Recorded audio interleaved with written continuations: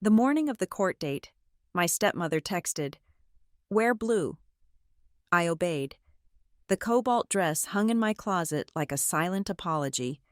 Outside the judge's chambers, she grabbed my arm, her voice a low hiss. "You don't belong at this company." Before her fist connected with my jaw, I tasted the salt of my own blood and didn't flinch. That punch was the final piece I needed for my revenge plan at Arclight Conveyance Group. My name is Tessa Monroe.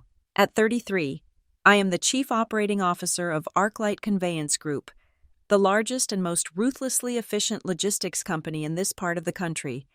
And this morning, I am walking into the Lion's Den, which today happens to be the Riverton County Courthouse in the heart of Glen Mar. The air inside is refrigerated, carrying the scent of floor polish and old paper. It's a sterile, impersonal cold that seeps right through the fabric of my dress and settles in my bones.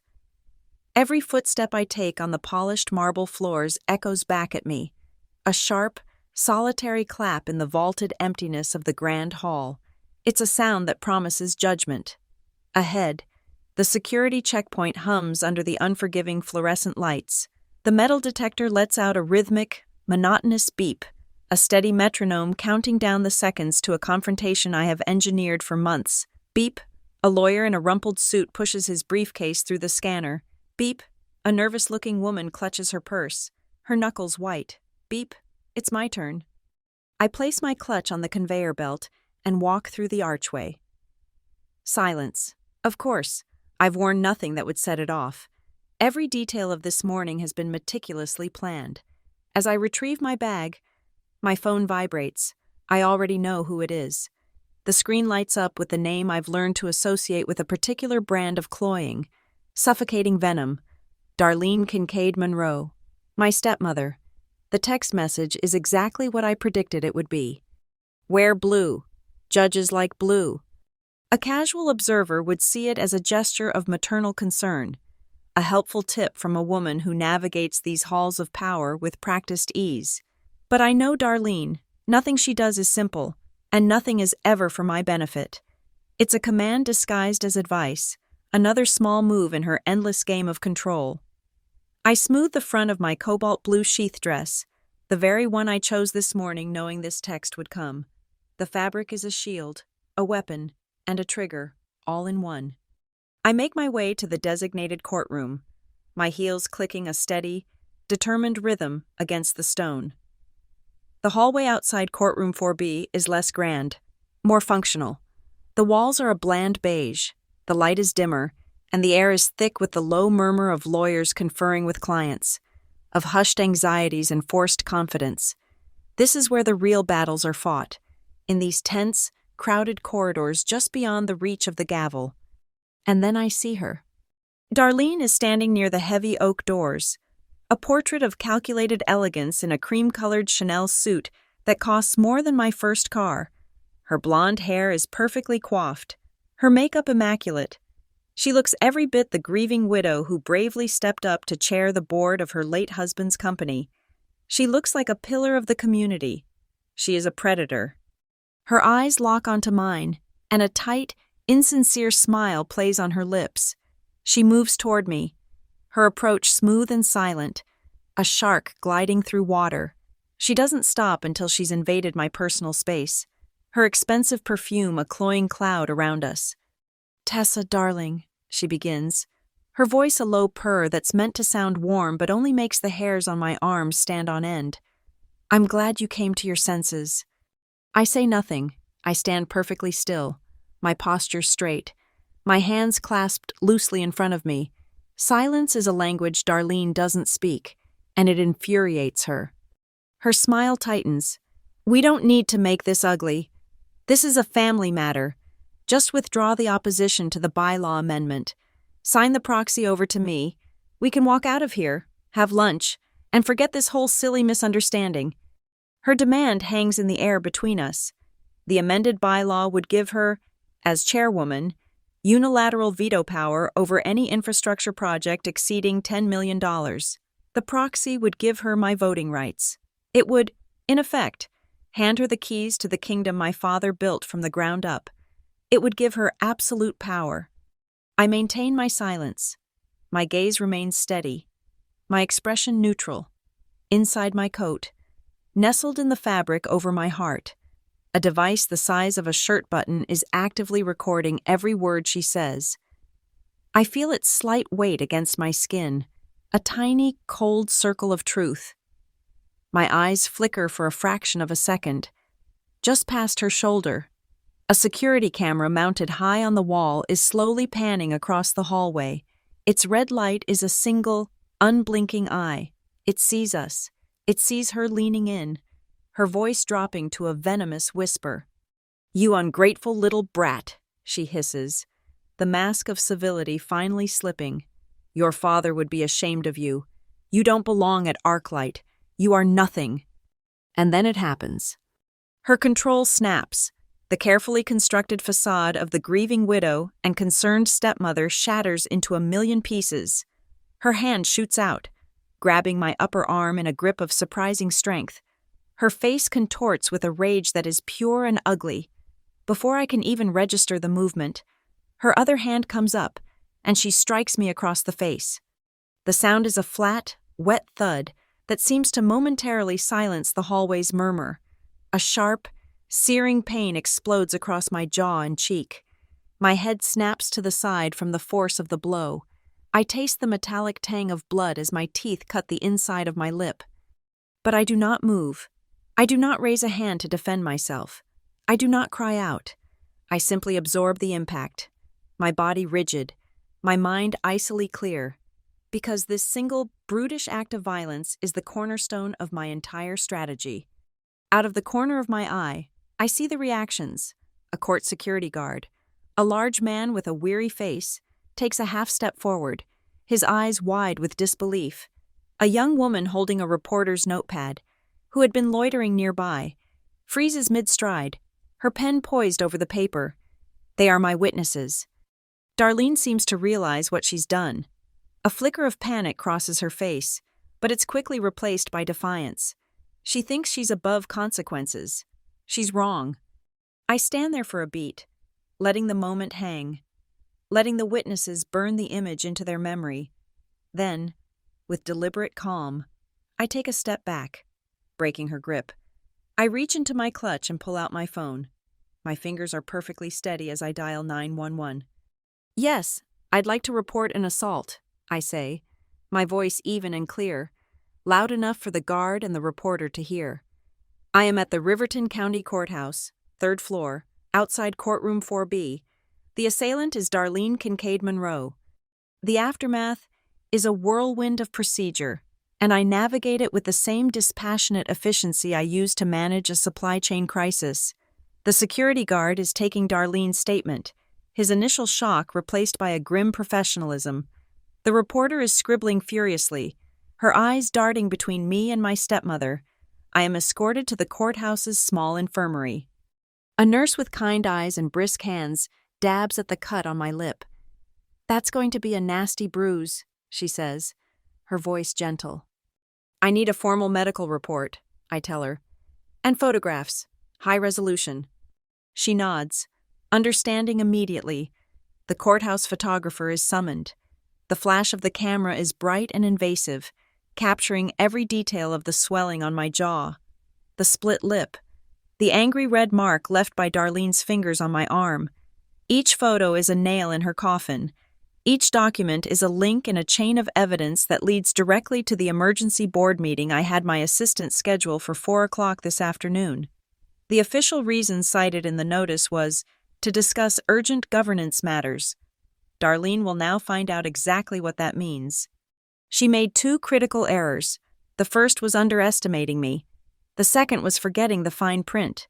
She was so focused on ramming through her bylaw amendment that she forgot about Article 12, Section 4 of the Arclight Conveyance Group Corporate Charter, the Morals Clause, a clause my father insisted on. It explicitly states that any board member found to have committed an act of violence, particularly in a public setting or government facility, is subject to immediate suspension and a vote for permanent removal. Her fist connecting with my face wasn't just an assault. It was a breach of contract, a violation of her fiduciary duty.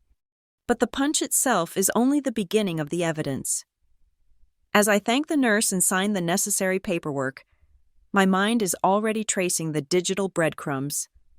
Darlene's text message, "Wear blue," wasn't just a command, it was a confirmation. It was her walking straight into the trap I had laid. 6 months ago, I personally oversaw the pilot program for a new proprietary logistics tracking software we developed called BlueTrack. It's an AI-driven system that uses high-definition cameras to identify, tag, and track any object of a specific shade of blue as it moves through a designated area, optimizing flow and security.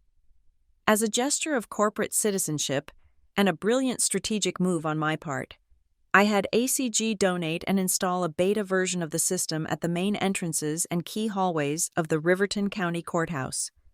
The moment my cobalt blue dress passed through the security checkpoint this morning, the BlueTrack system locked onto me. It generated a unique, time-stamped visual log, tracking my every movement. The footage will show me walking calmly down the hall. It will show Darlene approaching me, and it will show, with irrefutable, high-definition clarity, her striking me.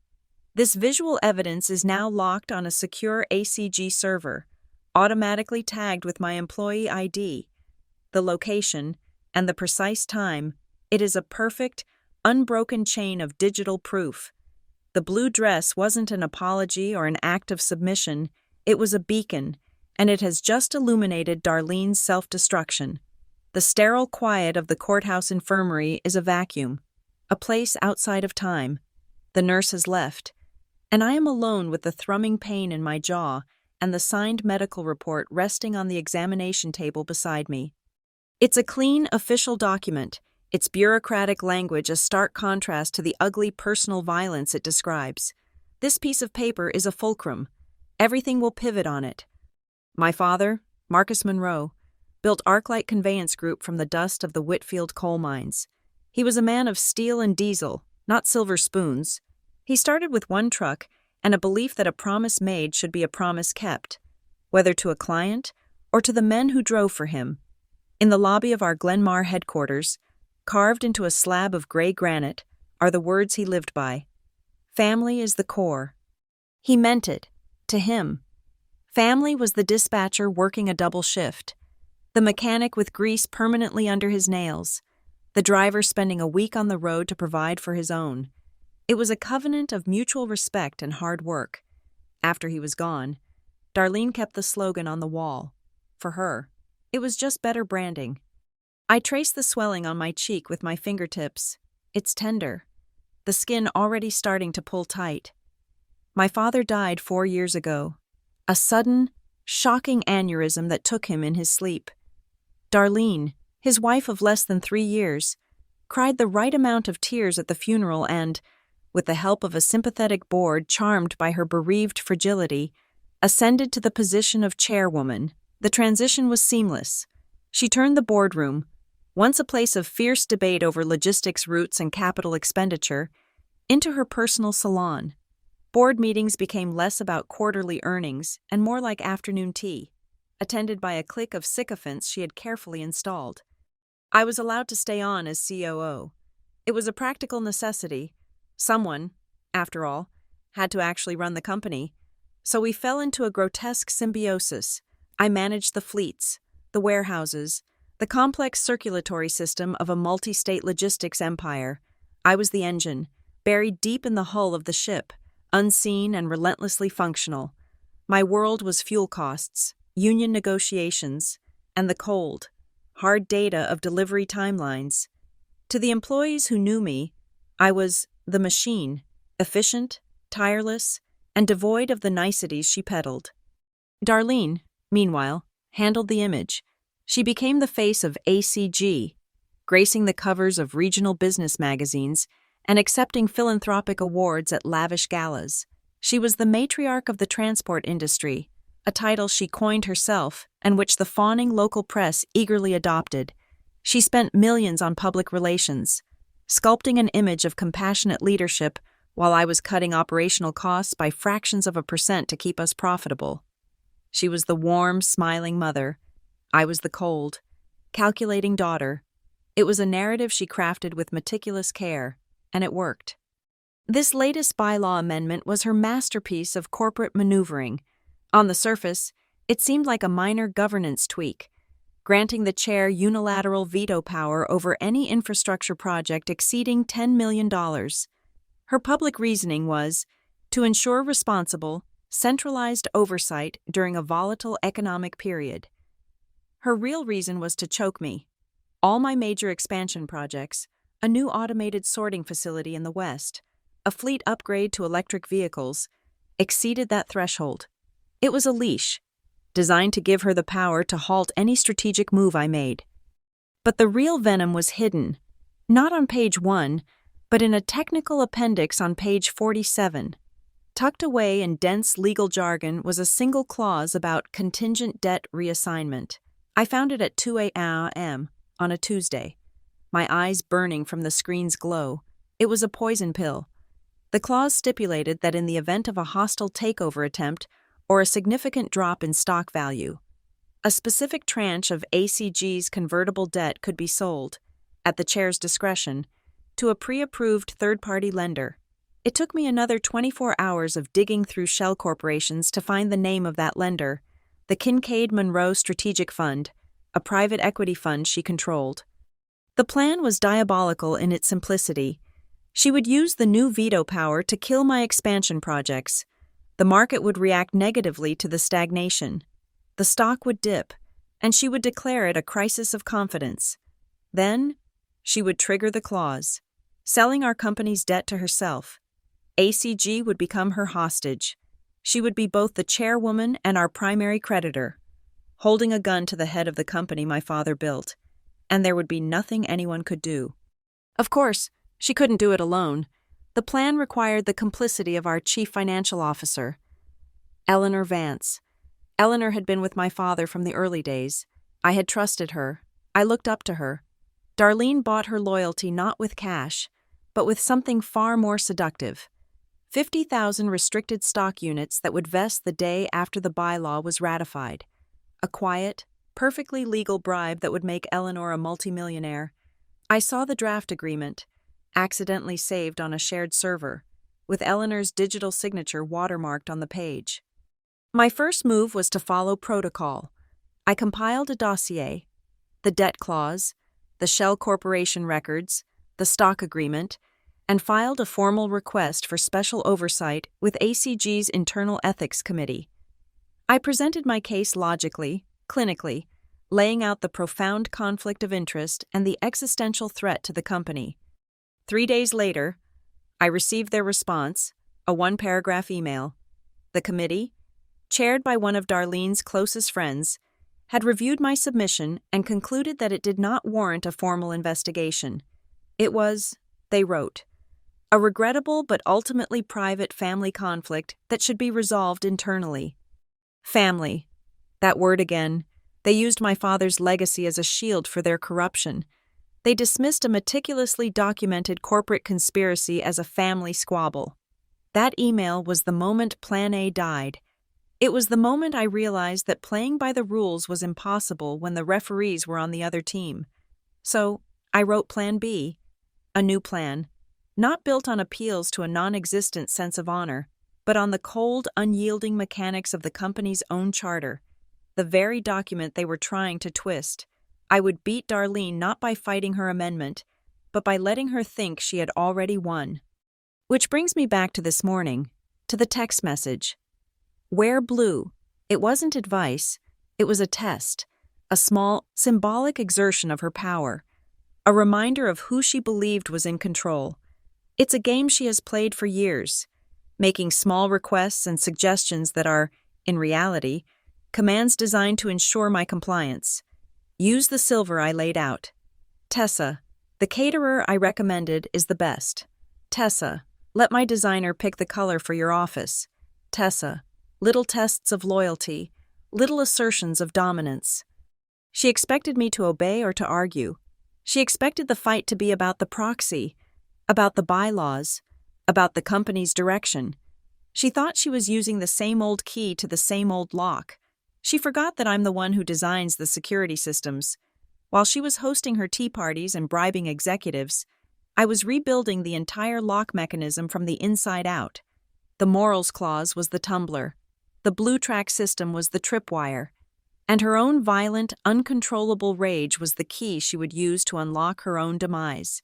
She told me to wear blue, and I did. It was the last command of hers I will ever follow. I leave the courthouse not through the grand main entrance, but through a side exit that leads to the public parking garage. Every step is a calculation. The pain in my jaw has subsided into a dull, persistent ache, a physical reminder of the data point that now anchors my entire strategy. Darlene thinks in terms of people, who she can bribe, who she can intimidate, who she can charm. I think in terms of systems, and I have just fed her, whole, to a system of my own design. The system is called Blue Track. On paper, its purpose is logistical optimization. I wrote the initial proposal myself. The pitch to the board was about efficiency, a way to reduce warehouse processing times by 2.3%. Our proprietary AI, linked to a network of high-resolution cameras, would be trained to recognize the specific Pantone shade of blue we use on our high-priority shipping containers. It would then track these containers in real time as they moved through our facilities, identifying bottlenecks and creating predictive routing models. It was a project about data, speed, and profit. The holy trinity of ArcLight Conveyance Group. The board, including Darlene, approved its 7-figure budget without a second thought. It promised good press and better margins. What they didn't focus on was the pilot program. Phase 1 of the rollout wasn't just at our primary sorting hub. As a high-profile act of corporate benevolence, I had ACG donate a complete Blue Track system to the Riverton County Courthouse. It was framed as a security upgrade, a gift to the city of Glen Mar. Darlene loved it. She cut the ribbon herself, smiling for the cameras, talking about ACG's commitment to public safety. She had no idea she was posing with the very instrument of her own destruction. She saw a PR opportunity. I saw a sterile, controlled environment where I could beta test my weapon. The genius of Blue Track, the detail I buried in the technical specifications, is the integrity of its data logs. It doesn't just record video, it analyzes, tags, and encrypts. When the AI identifies an object matching the target color profile, in this case, Pantone 286C, the exact shade of my cobalt dress, it doesn't just start a recording, it initiates an immutable event log. Every frame of that object's movement is captured, time-stamped to the nanosecond, and cross-referenced with data from every other camera in the network. The resulting log is written into a distributed ledger, a closed-loop blockchain. You cannot edit it. You cannot delete a segment. To erase the log of my cobalt dress moving through that hallway, you would have to physically shut down the entire courthouse server and wipe its drives clean, an act that would trigger a dozen alarms and require federal authorization. It's the digital equivalent of a blood stain on white marble. You can try to scrub it, but the trace will always be there. This morning, my dress wasn't just a dress. It was a target acquisition beacon, and it was enhanced. Sewn into the hem is an NFC chip, no bigger than a grain of rice. As I walked from my car, into the courthouse, and down the hall, it pinged off discreetly placed readers I had our techs install under the guise of an asset tracking upgrade. This created what we call a corridor tag in the system, a seamless, unbroken data narrative of my journey. The tag links the parking garage, the main lobby, the hallway outside courtroom 4B, and eventually, the path I will take back to ACG headquarters for the 4 o'clock board meeting, a digital line drawn from cause to effect. The first piece of evidence, however, wasn't captured by a camera. It was her text message. Wear blue. Judges like blue. That message, with its pristine timestamp, is the ignition key. It proves premeditation. In a way, it establishes her attempt to control the circumstances, to dictate the terms of my appearance. It ties her directly to the color that triggered the entire surveillance apparatus. An hour ago, a mirrored copy of that message, along with my entire call and text history with her for the past year, was uploaded from a burn phone to a secure, encrypted server located in Singapore. It is now far beyond the reach of any subpoena her high-priced corporate lawyers could file in a U.S. court. It sits there, waiting, a digital ghost she will never be able to exorcise. At 9:15 a.m., precisely 10 minutes after I called 911, my personal lawyer, a quiet, methodical man named Arthur Vale, filed an emergency motion, not with the court, but with ACG's own legal department. It was a formal notice of litigation hold. The notice legally compels the company to preserve all electronic data related to my person and my activities for the preceding 24 hours. That includes emails, server logs, and most importantly, all data generated by the BlueTrack system. Darlene will have received a notification about the hold by now. I can picture her reaction. She will see it as an act of desperation on my part, a pathetic attempt to use a corporate tool to fight her bylaw amendment. She will be dismissive, even amused. She probably thinks I'm trying to find some digital evidence of her financial maneuvering. She may even think the hold is to her advantage. She knows the BlueTrack system is active. In her arrogance, she will likely see it as a tool for her to use against me. She'll imagine her PR team selectively leaking footage to paint me as unstable, perhaps claiming I instigated the confrontation. She believes the technology is hers to command. That is her fatal miscalculation. She thinks the cameras are just recording devices. She doesn't understand that the system is an impartial witness that she herself instructed to watch me. The litigation hold doesn't just preserve the data, it locks it down under a legal framework that makes any attempt to alter it a federal crime. She wanted to locate me to set a media trap. Instead, she has helped me nail the timeline of her own assault into legal bedrock. As I walk through the parking garage, I am deliberate. I pass directly under 3 more public-facing security cameras, their black domes watching me from the concrete ceiling.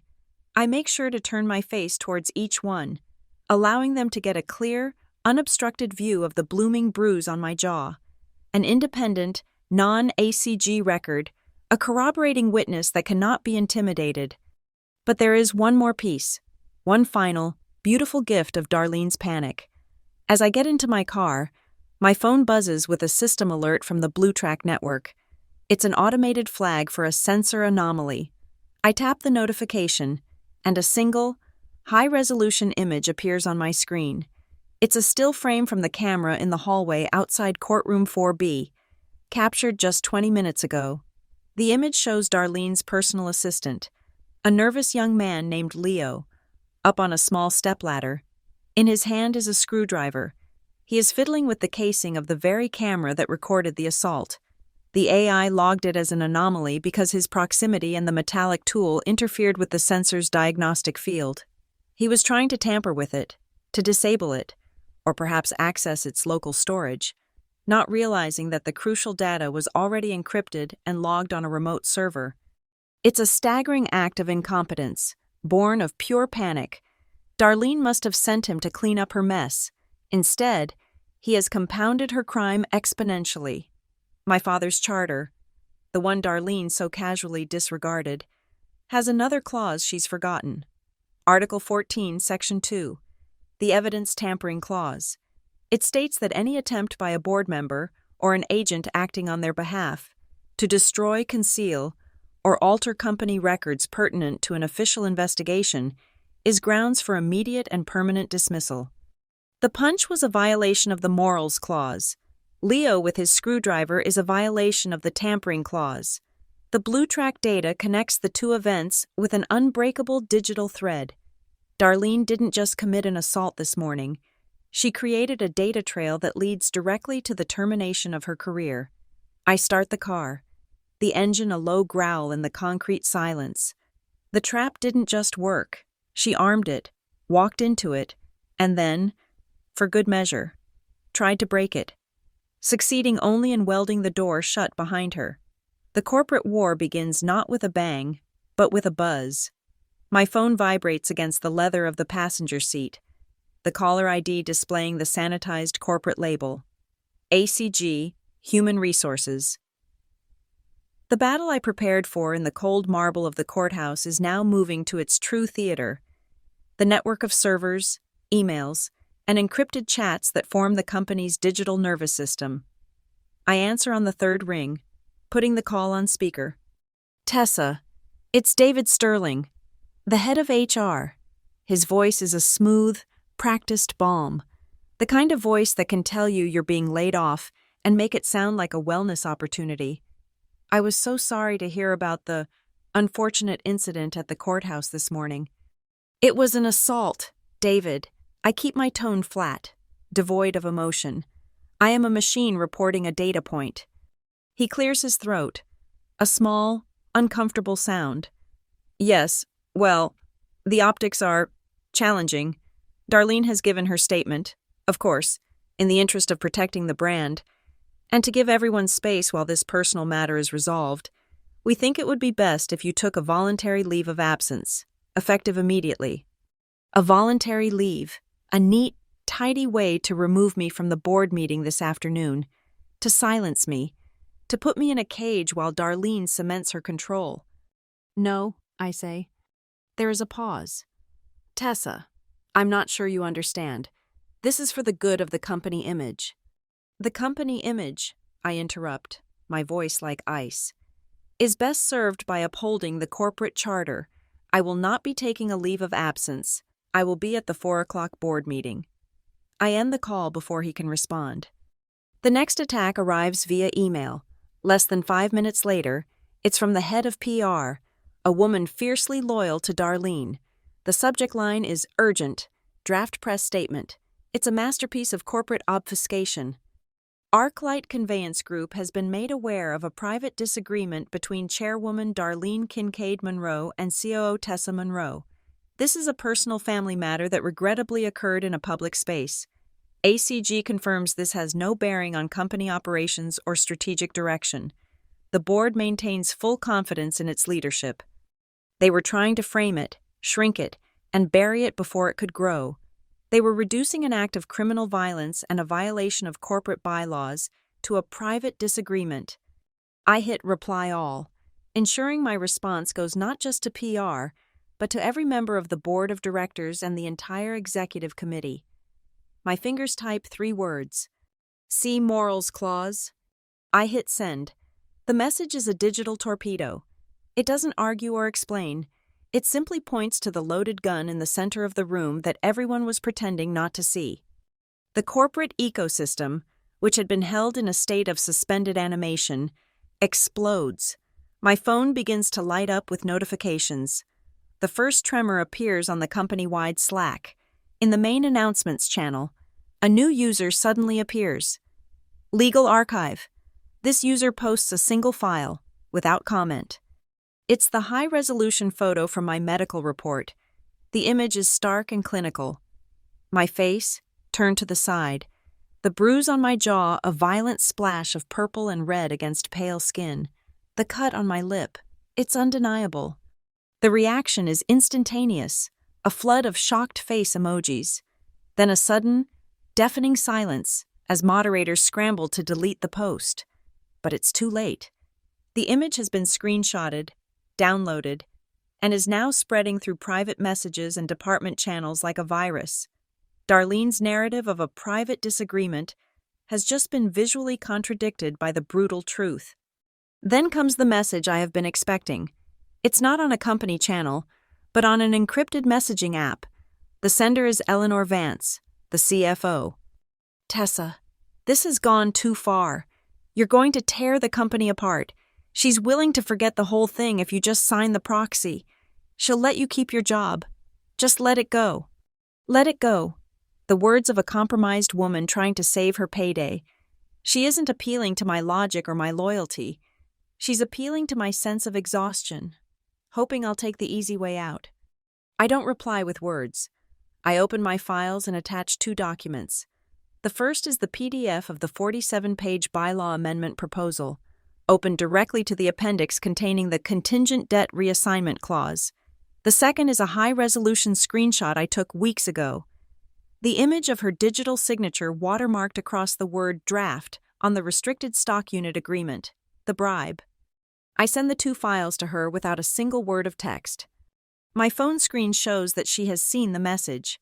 There is no reply. The 3 dots that indicate she is typing appear, then vanish, then they appear again, and vanish. There is nothing she can say. I have just shown her that I have the receipt for the sale of her soul. While Darlene's faction is in disarray, my people are moving. I don't need to give them orders.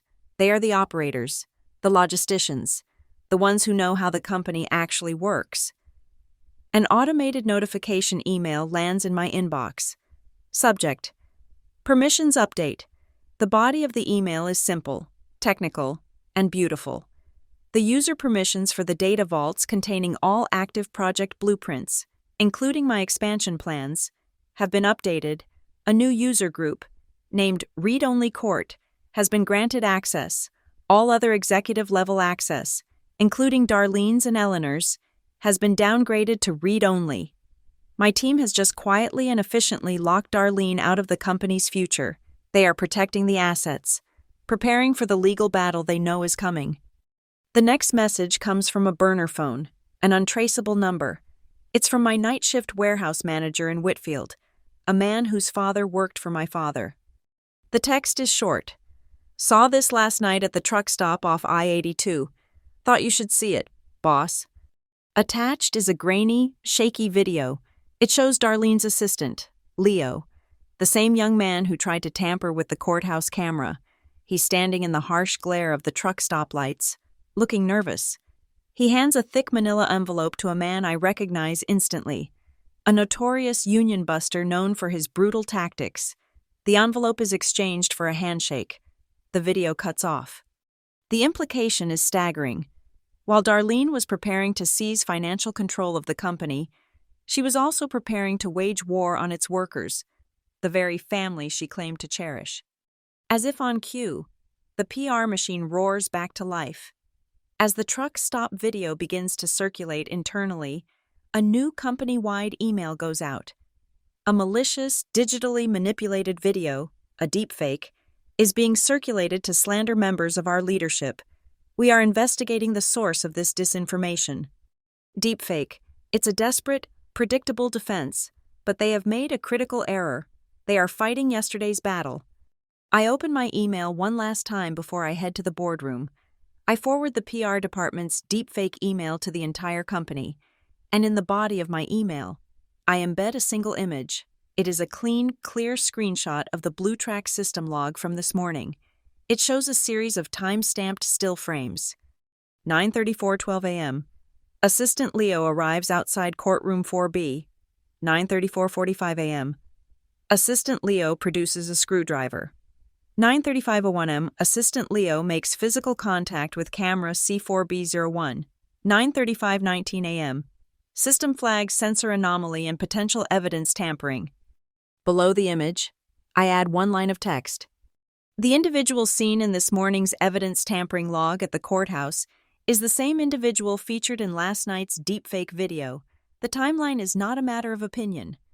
I have just used Darlene's own actions to corroborate the very evidence her team is trying to discredit. I have linked the assault, the cover-up, and the union busting into a single, undeniable narrative of corruption. My laptop chimes. It's a calendar notification. The 4:00 p.m. emergency board meeting has been moved. It's no longer at 4. It's in 10 minutes. The chaos has reached a tipping point. The board can no longer wait. They have to face the storm, and it's heading straight for the Calder conference room. While Darlene's inner circle scrambled to contain a digital wildfire, I was fighting a different kind of war, an analog one, conducted over encrypted phone lines and through carefully worded legal documents. A corporate insurgency cannot be won with a single video or email. It requires leverage. It requires power, and power, in the world of Arclight Conveyance Group, is measured in voting shares. My first call was to a man named Frank Kowalski. Frank is the trustee of the North Brayport Workers' Pension Fund. He's a third-generation longshoreman with hands like worn leather and a profound distrust of anyone in a suit. His fund, built on the sweat and savings of thousands of dock workers, owns a 4.7% stake in ACG. It's a significant block of shares. one that Darlene has always taken for granted, placating Frank with an annual photo op and a holiday donation to the Union Hall. "Tessa," he answered, his voice a gravelly rumble. "I'm seeing some crazy stuff on the wire. You okay?" "I'm fine. Frank, the situation is under control. I'm calling about the fund's position." "Yeah, Darlene's people already called me. Wanted a statement of support. I told them I was thinking on it." "Frank," I said, my tone shifting from personal to business. "For the last 2 years, you've raised concerns at every shareholder meeting about the strategic consulting fees paid to Kincaid Monroe Strategic. You know, and I know. That's Darlene paying herself a 7-figure bonus from the company coffers. You've also been fighting for the expanded accident insurance policy my father promised your men before he died, a promise Darlene has tabled 4 times, citing budgetary constraints." He was silent on the other end, but I could almost hear him nodding. "I'm making you an offer," I continued. "Effective immediately upon a change in board leadership, ACG will sign a memorandum of understanding to fully fund the expanded insurance policy, retroactive to the first of the year. In exchange, I need the pension fund to grant me its temporary voting proxy for this afternoon's emergency meeting." It was a simple, direct proposition. I wasn't offering him vague promises. I was offering him the one thing he cared about, the well-being of his workers. I was offering to honor my father's word. "She hit you, didn't she?" he asked, the question catching me off guard. "Yes." "The men see that picture. Tessa, they remember your father. He'd come down to the docks himself. Darlene only comes for the cameras." There was a pause. "My lawyer will have the proxy sent over to yours in the next 5 minutes. You get this done." The first block of votes was secured, 4.7%. My second call was to the CEO of Midland Rail, our largest third-party freight partner. Midland doesn't own common stock in ACG, but as part of a complex logistics deal I structured 3 years ago, they hold a significant number of convertible warrants. If exercised, those warrants would translate to a 5.2% equity stake. Until then, they conferred limited voting rights on specific corporate governance matters. They had a voice, if they chose to use it. Their CEO, a pragmatic man named Richard Sterling, was less interested in the drama and more in the disruption. "Tessa, all this infighting is making my investors nervous," he said, wasting no time on pleasantries. "We need stability." "I agree, Richard, and Darlene's plan to sell our debt to herself is the opposite of stable. It leverages the company to the hilt and puts our contracts at risk. I have the documents to prove it." I paused. "I'm prepared to offer Midland a new 10-year contract, locking in current freight rates with a guaranteed annual volume increase of 3%. That's the stability your investors are looking for. In return, I need Midland to assign its proxy voting rights to me for today's meeting." "That's a generous offer," he said, his voice laced with suspicion. "What's the catch?" "No catch, but for legal consideration, I'll need to purchase the proxy from you." I could feel his hesitation. "My offer is $1. A low chuckle came through the phone. He understood immediately. The dollar was a formality, a piece of legal theater to make the transfer of rights ironclad. The real prize was the long-term contract that would secure his company's revenue for the next decade. "Send the paperwork over," he said. "For $1 and a guaranteed 3%. You can have my vote."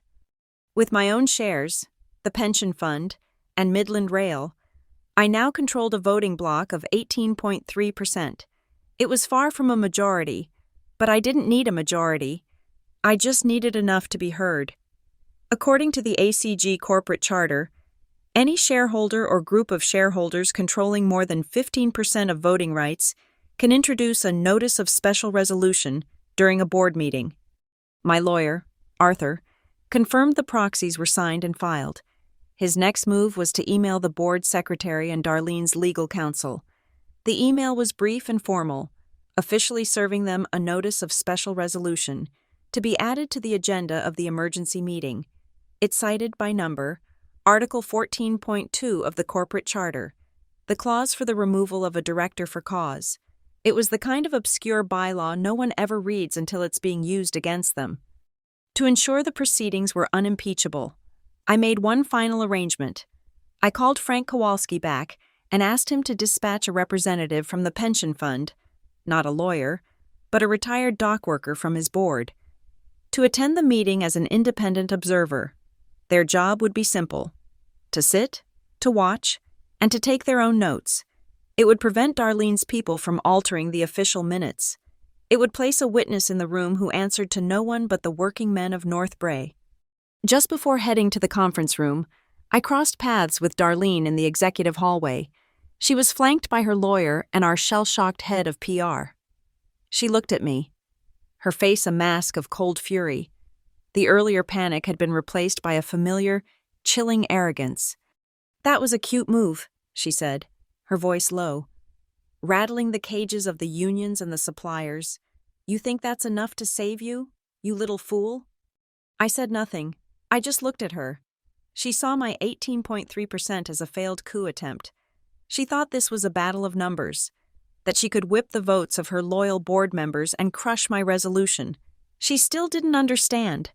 The morals clause wasn't a resolution to be voted on. It was an explosive charge that had already been triggered. The vote was just the formality of pushing the detonator. I continued walking, leaving her fuming in the hallway. I had my assistant book the Calder conference room for the meeting. It's our newest, a glass-walled monstrosity built for transparency. More importantly, under a recent corporate governance initiative I championed, every microphone in the Calder room is live-fed to a secure, encrypted server for archival purposes. Every word spoken is officially on the record. There would be no back-channel threats, no whispered deals. I was the first to arrive. The long mahogany table gleamed under the recessed lighting. I took my seat, placing a single file folder in front of me. One by one, the other directors filed in, their faces grim, avoiding my eyes. They were Darlene's allies, men and women who owed their board seats to her patronage. They sat on the opposite side of the table, a clear line of battle drawn. Eleanor Vance, the CFO, sat among them, her face pale, refusing to look at me. Then, the last board member entered. His name was George Carmichael. He ran a cold storage empire and had been on the board since my father's time, a year ago. Darlene had publicly humiliated him by using her chairwoman's tie-breaking vote to kill a joint venture he had spent months developing, giving the contract to a competitor run by a personal friend of hers instead. He had never forgiven her. As he walked to his seat, his path took him behind me. He didn't say a word. He didn't break his stride. But as he passed, he gave a short, almost imperceptible nod. It was all the confirmation I needed. The battle lines were not as clear as Darlene thought. The silence in the Calder conference room wasn't peaceful. It was pressurized. It was the heavy, humming silence of a machine held in tension. Moments before a critical failure, the air, chilled by the aggressive HVAC system, felt thin and hard to breathe. Darlene sat at the head of the long mahogany table, a queen holding court in a kingdom she believed was still hers. Her allies, a row of grim-faced directors, were arranged down one side like a jury that had already reached its verdict. On the other side sat George Carmichael, myself, and at a small, separate table, the observer from the pension fund, a stout, impassive man named Henderson, who looked as out of place in this glass box as a block of granite. Darlene tapped a manicured finger on the tablet in front of her, calling the meeting to order. Her voice was clipped, brittle with a rage she was barely containing. "We will dispense with the usual formalities," she began, her eyes sweeping the room before landing on me. "We are here to address a series of malicious and destabilizing actions undertaken by the Chief Operating Officer, Tessa Monroe. Her attempts to subvert the authority of this board, her unauthorized dissemination of confidential company materials, and her efforts to create a public spectacle for personal gain constitute a grave breach of her fiduciary duty." She was painting me as the aggressor, the rogue agent. It was a bold, predictable strategy. She would control the narrative, frame the entire day as my hysterical outburst. I let her words hang in the sterile air for a moment. I did not look at her. I addressed the room. Madam Chairwoman, before we proceed with that agenda, I request that we review the Blue Track security log from the Riverton County Courthouse, specifically the feed from camera C4B01, covering the period from 8:31 a.m. to 9:04 a.m. this morning. My voice was calm, my request procedural. The effect was immediate. A nervous shuffle went through the directors, Darlene's lawyer, a sharp man in a suit that cost more than my first year of college tuition, immediately leaned forward. "I object," he said smoothly. "The security protocols of a public facility are not relevant to this board's discussion. This is a transparent attempt to distract from the matter at hand." "On the contrary," I replied, my gaze still fixed on the center of the table. "It is the only matter at hand." Before Darlene could rule the request out of order, Mr. Henderson, the observer, cleared his throat. It was a loud, gravelly sound that commanded attention. He held up a single sheet of paper. "For the record," he said, his voice the slow, deliberate baritone of a man used to shouting over the noise of a shipping port, "I have here a copy of the litigation hold, filed with this company's legal department by Ms. Monroe's counsel at 9:15 a.m. It compels the preservation and, upon request in a legal or administrative proceeding, the presentation of all electronic data pertaining to Ms. Monroe. The Blue Track logs are explicitly named." He laid the paper down. Checkmate. It was no longer my request. It was a legal obligation he had just read into the official record. Darlene shot a venomous look at her lawyer, who could only offer a slight, helpless shrug. She had no choice. With a tight, angry gesture, she nodded to the tech assistant in the corner. "Show it." The massive screen that dominated the far wall flickered to life. For a moment, it displayed the ACG logo, then switched to the feed. The image was perfectly clear. The timestamp in the corner, a relentless digital clock. There I was, standing in the hallway in my cobalt blue dress. The board watched in silence as the video showed Darlene approaching me. They saw her lean in, her face contorted. There was no audio, but her body language was screaming. And then they saw the strike. The motion was fast, brutal, and undeniable. My head snapped to the side. The flat, ugly movement of the impact seemed to suck the air from the room. It was one thing to see a photo, to hear a rumor. It was another to watch the cold, objective eye of a security camera play back the raw, unedited violence. The video played on, showing me stepping back, taking out my phone. It showed the security guard moving in. The entire event, from approach to assault to aftermath, took less than 3 minutes. When the feed ended and the ACG logo returned to the screen, the silence in the room was absolute.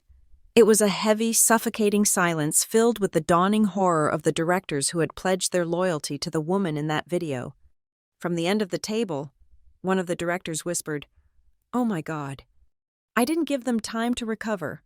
I swiped my finger on my own tablet, and 2 new images appeared on the main screen. On the left was the screenshot of Darlene's text message, "Wear blue, judges like blue." On the right was a schematic of the courthouse floor, a glowing blue line tracing my path from the entrance to the point of the assault, the corridor tag. "As you can see," I said, my voice cutting through the silence, "the timeline is not in dispute. My presence at that location, wearing that specific color, was requested by the chairwoman herself. The Blue Track system, which she herself approved, logged every second of it. Eleanor Vance, the CFO, finally broke. Her face was ashen. "This is a catastrophe," she stammered, looking around the table at the other directors. "The reputational damage. We need to contain this. Get ahead of the story. This isn't a governance issue. It's a PR crisis." She was trying to change the battlefield, to turn a crime into a branding problem. "You're right. Eleanor, it is a governance issue," I said, turning my gaze directly to her for the first time. The image on the screen changed again. It was now a document. The bylaw amendment appendix. The contingent debt reassignment clause was highlighted in yellow. a crisis of governance you helped create. The screen split, and next to the document, her watermarked signature on the draft stock agreement appeared. The metadata embedded in the file shows it was created on your machine. Eleanor, 3 weeks ago, before it was ever presented to the legal department, you weren't just aware of the plan to indebt this company to Darlene's private fund, you were an active participant in drafting it. The last bit of color drained from Eleanor's face. She looked like she might be sick. Her attempt to deflect had failed spectacularly. I had just tied her directly to the conspiracy in front of the entire board. I let the image burn into their retinas for a moment longer before I spoke again. My voice steady and loud. I was no longer presenting evidence. I was delivering a verdict. According to the Arclight Conveyance Group corporate charter, the document that governs every single one of us in this room, Article 7, Section 6, is quite clear. I didn't need to look down at my notes. I knew it by heart. It states, any member of the board of directors who engages in an act of physical violence or assault on the premises of any government building or public facility shall be subject to immediate suspension from all duties and positions, pending an investigation by the Ethics Committee. I paused, letting the words sink in. Immediate suspension. Mr. Henderson, the observer, spoke up again, his voice grounding the room in fact. I have reviewed the charter. Ms. Monroe's reading is accurate. The conditions for suspension, based on the video evidence presented, have been met. It was over. The trap had closed. Darlene stared down the length of the table at me, her face a mask of disbelief and pure hatred. The control she had cultivated for 4 years had evaporated in the space of 9 minutes. She picked up the heavy, expensive fountain pen in front of her. For a second, I thought she might throw it at me. Instead, she threw it down on the table, the sharp crack echoing in the silent room. "You will never have this chair," she hissed, the words dripping with venom. "This company is mine." I ignored her. I looked at the board secretary, a nervous man who was typing furiously. Then I looked at the stunned faces of the directors. I pressed the small button on the console in front of me that activated my microphone and formally logged my next words into the meeting's official record. "I move," I said, my voice ringing with absolute clarity, "to table all other agenda items and proceed directly to a vote under Article 14.2 for the permanent and immediate removal of Darlene Kincaid Monroe from the Board of Directors for cause." My motion for a vote on Darlene's removal hung in the air. A declaration of war. Darlene let out a short, sharp laugh, a sound utterly devoid of humor. It was the sound of a cornered animal baring its teeth. "A vote?" she sneered, her confidence beginning to return as she scanned the faces of her allies. "You've cobbled together a handful of proxies and you think you can stage a coup? You don't have the numbers. Tessa, you never have." Her allies straightened in their chairs, a silent murmur of agreement passing between them. They believed her. They saw this as a simple power struggle, a matter of counting votes. They were still playing the old game. "The vote is a secondary matter," I said, my voice cutting through her bluster. "A formality, as Mr. Henderson has confirmed. Your suspension under the Morals Clause is immediate and automatic. The company charter requires it, but the suspension is temporary." I paused, letting my eyes drift from director to director, before finally settling on her. "What we need to discuss now is the fraudulent foundation of your entire position at this company, the reason you should never have been in that chair in the first place." From the single leather folder in front of me, I slid a document across the polished table. It was a single sheet of heavy, watermarked paper, a certified copy of a legal certificate, its official seals gleaming under the recessed lights. It slid to a stop directly in front of Darlene's lawyer. He picked it up, his expression one of weary annoyance. "What is this? More theatrics?" "It's a copy of my father's marriage certificate," I said. "To you, Darlene, sourced this morning directly from the state archives." Darlene scoffed. "And? Do you intend to bore us to death with my personal papers?" "Look at the date," I said calmly. "The official date of solemnization, stamped and certified by the state of Glenmar." Her lawyer's eyes scanned the document. A flicker of confusion crossed his face. He compared it to a document on his own tablet. The other board members leaned forward, trying to see. "The date on this official certificate," I announced to the room, "is June 18th. The date on the copy of the certificate provided to this board and filed with the SEC 4 years ago, upon which your succession to the chair was based, was June 4th, a discrepancy of exactly 2 weeks." A confused murmur rippled through the room. It seemed like a minor detail, an insignificant inconsistency. Darlene waved a dismissive hand. "A typo, a clerical error, hardly grounds for this ridiculous inquisition." "It wasn't a clerical error," I said, the words falling like chips of ice into the silence. "It was a deliberate falsification, designed to conceal a critical legal flaw in your claim to this company." I gestured to Darlene's lawyer. "As you know, a prenuptial agreement is a contract made in contemplation of a valid marriage. My father, a meticulous man, signed his prenup with you on June 9th. The problem, which you discovered too late, was that your marriage wasn't actually legally valid on June 9th. I let that statement sink in. Your divorce from your previous husband was filed out of state, and there was a complication with your residency paperwork. The state clerk's office placed a 2-week hold on certifying your marriage license. From June 4th to June 18th, your marriage was in a state of legal limbo. It was pending. It was not official.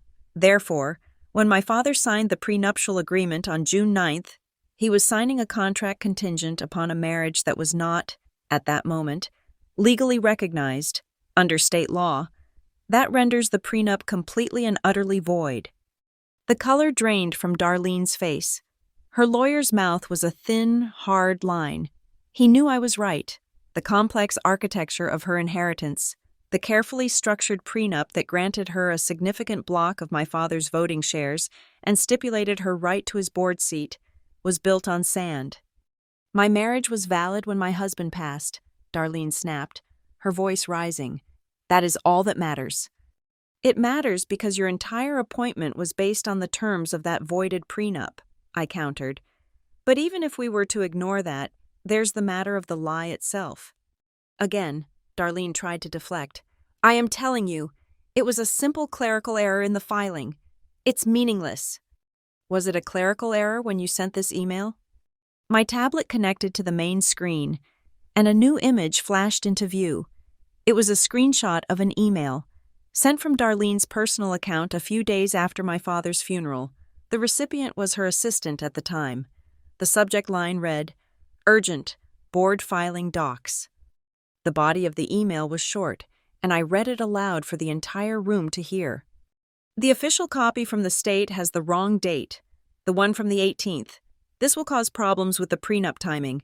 For the investors package and the board filings, just use the copy from the ceremony and handwrite the 4th on the date line. It's neater. No one will notice." A collective gasp went through the room. It was a smoking gun.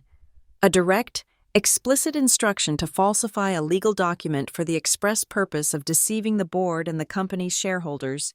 The abstract legal argument had just become a clear, undeniable act of fraud. I let the image of the email linger on the screen, a monument to her deceit.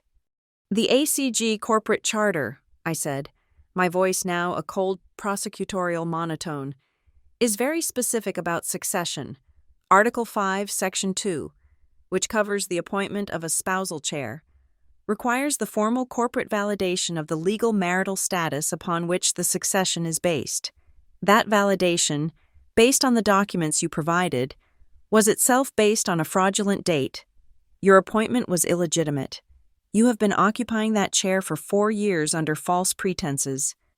"This is absurd. It was an administrative shortcut, a clerical error," Darlene repeated, her voice now shrill with desperation. It was Mr. Henderson, the observer from the pension fund, who spoke next. His voice was a low rumble of authority that cut through her panicked defense. "Madam Chairwoman," he said, his eyes fixed on her, "a clerical error is when my secretary types the wrong shipping number, instructing an employee to knowingly falsify a legal date on a document provided to shareholders to secure a multi-million-dollar inheritance and control of a public company is not a clerical error. That is fraud against the shareholders. He turned his gaze from Darlene and addressed the entire board. The North Brayport Workers' Pension Fund, and I suspect every other shareholder, voted to approve your appointment 4 years ago based on documents we now know to be falsified. We were deceived. The atmosphere in the room had undergone a fundamental chemical change. This was no longer a dispute between a stepmother and stepdaughter. It was no longer a defense of Darlene's leadership. It had transformed into a legal proceeding, and Darlene was no longer the chairwoman. She was the defendant in the dock. The faces of her allies had changed. Their expressions of loyalty had been replaced by masks of cold, calculating fear. They were no longer thinking about protecting Darlene. They were thinking about their own liability. They were on the board that had approved an illegitimate appointment. They were complicit, whether through ignorance or negligence. They were staring at a future of shareholder lawsuits and SEC investigations. I didn't need to say another word. I had laid the pieces on the table. The assault, the cover-up, the financial conspiracy, and now, the foundational fraud of her entire claim to power. The narrative was complete, sealed and delivered. I leaned back in my chair. My work done. I remained silent, watching as the full weight of the truth settled over the room, letting Darlene's world collapse around her in the quiet, air-conditioned chill of the Calder conference room. The revelation of the fraudulent marriage certificate settled over the room like a shroud. The directors, Darlene's supposed allies, stared at the damning email on the screen, their faces a mixture of shock and a dawning. Selfish fear. They were no longer her protectors. They were rats on a ship she had just set on fire. But the fight wasn't completely out of her. Pushed to the absolute brink, Darlene found one last, desperate foothold. A ghastly, mirthless smile twisted her lips. "Fascinating," she said, her voice a low, dangerous growl. "A truly impressive bit of historical research. Tessa, but while you were digging through dusty archives, I was securing this company's future, or perhaps its demise." She leaned forward, her eyes burning with a renewed fire. This was her trump card, her final scorched earth defense. "You, and everyone else in this room, seems to have forgotten about the $50 million tranche of convertible debt that comes due next quarter. Debt that I, through my private fund, personally control. So go ahead, vote, suspend me, fire me. The second I am no longer chair of this company, I will call that debt. I will demand immediate payment in full, and I will watch as Arclight Conveyance Group chokes, defaults, and collapses into bankruptcy. You think a piece of paper about my marriage matters more than that? I am the only thing holding this company together." It was a powerful threat. The air in the room grew thick with financial dread. She was offering them a choice: side with her, the devil they knew, or face complete annihilation. The directors looked at each other, their earlier indignation replaced by stark terror. She was right. She held the financial gun to all their heads. I did not respond to her threat. Instead, I reached into my folder and pulled out a single, plain white envelope. I didn't open it.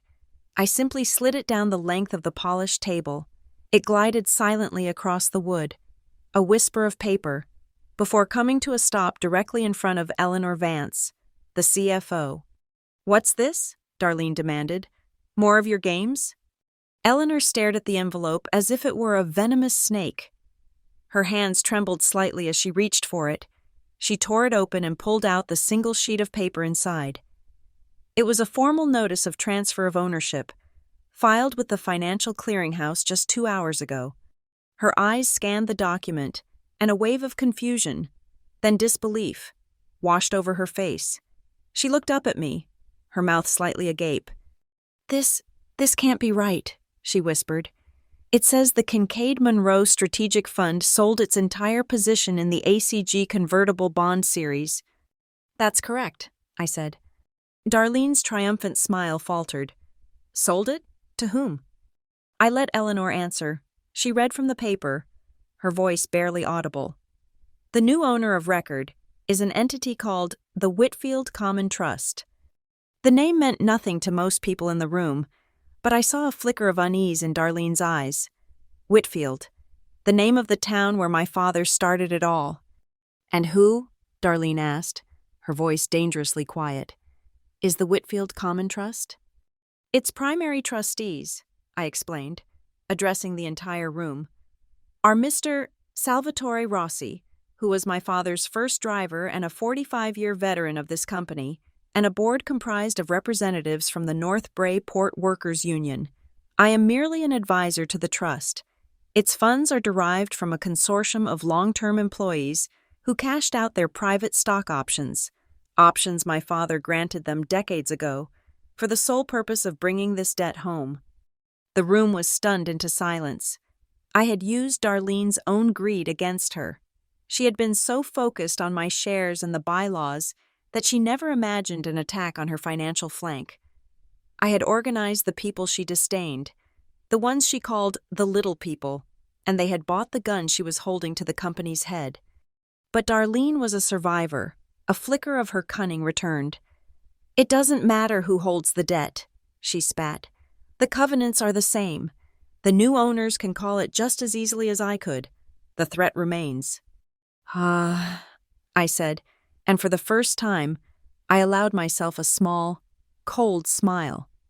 But that's where you are mistaken. The threat is not the same. In fact, the threat has been completely transformed. Eleanor, you drafted the covenant agreement for that debt tranche, didn't you? All eyes turned to the CFO, who looked like she wanted to melt through the floor.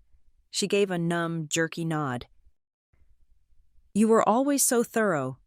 Eleanor, I continued, my voice smooth and instructive, as if leading a seminar on corporate finance.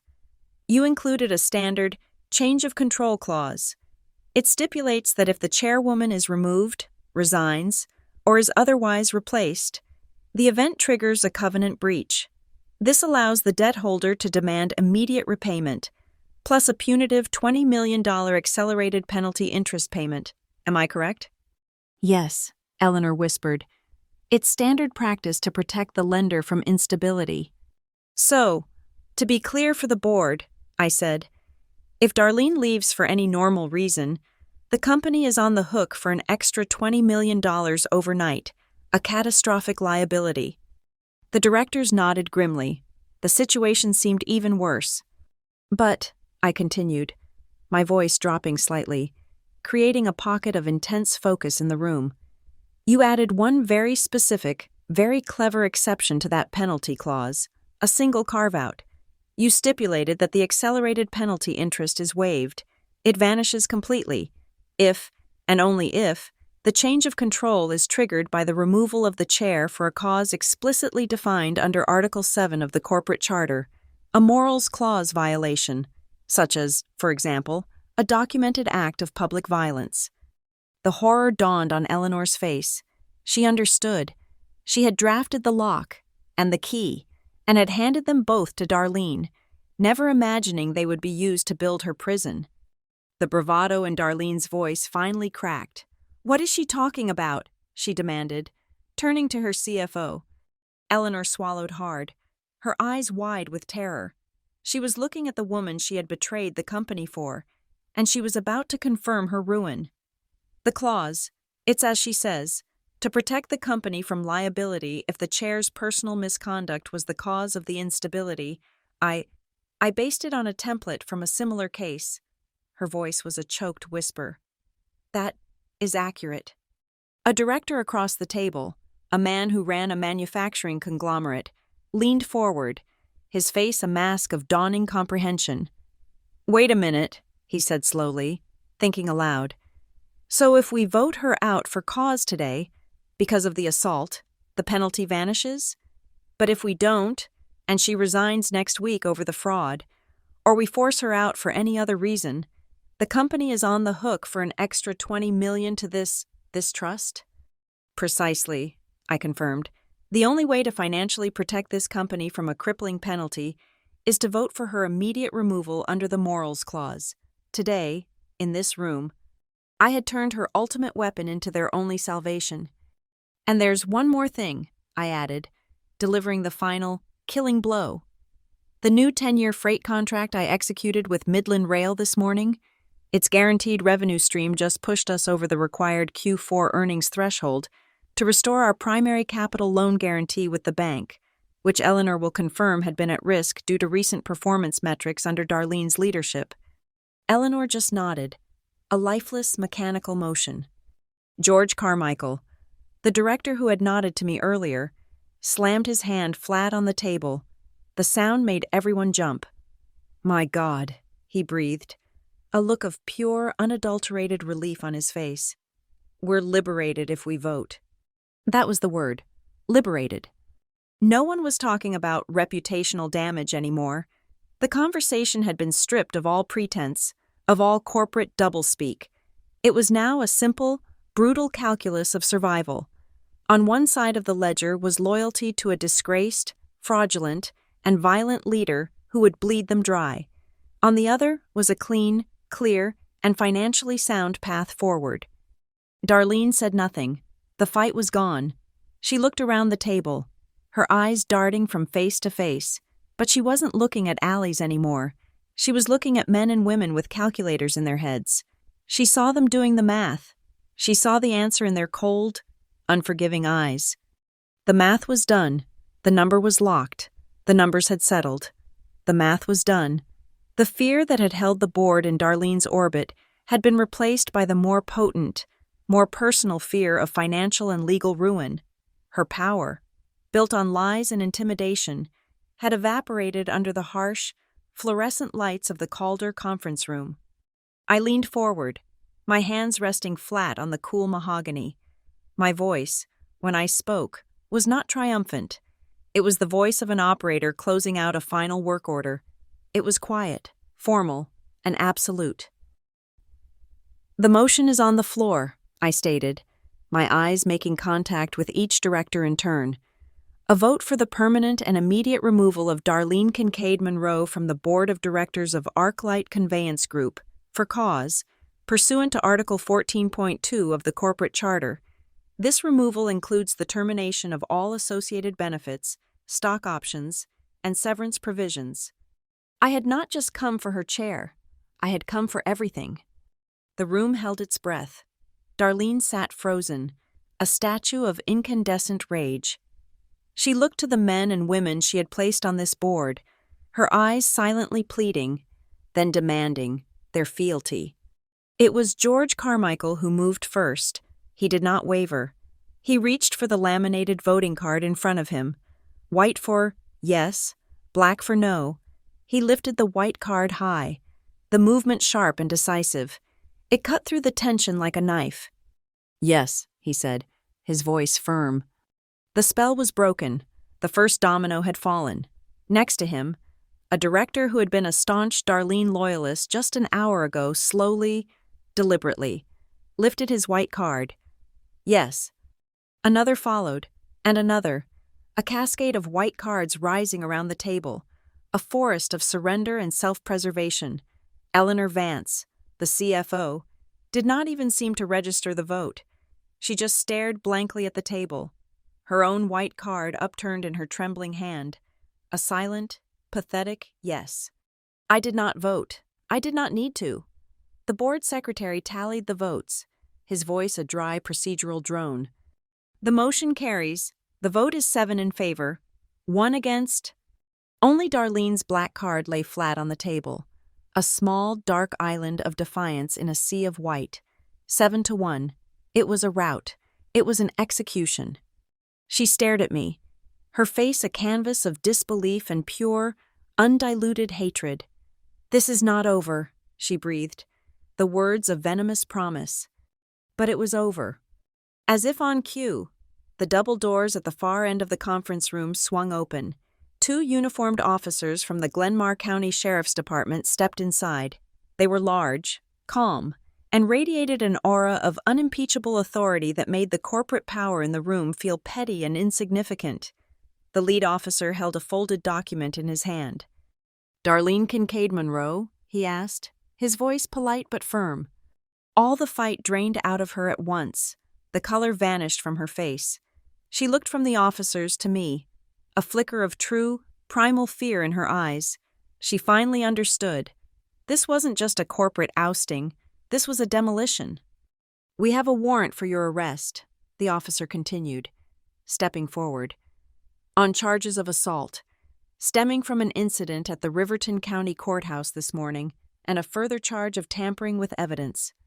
The second charge was the one that broke her assistant, Leo, had given a full confession in exchange for immunity, a deal my lawyer had arranged with the DA's office less than an hour ago." The officer was beside her now. He gestured for her to stand. She did so, moving like a sleepwalker. He instructed her to place her hands behind her back. And then came the sound that sealed her fate more finally than any vote. A short, metallic click-clack.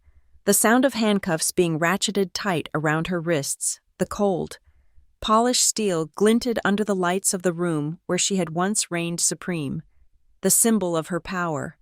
The expensive gold bracelet on her wrist was now pressed against the cold, unyielding steel of a pair of county-issued cuffs.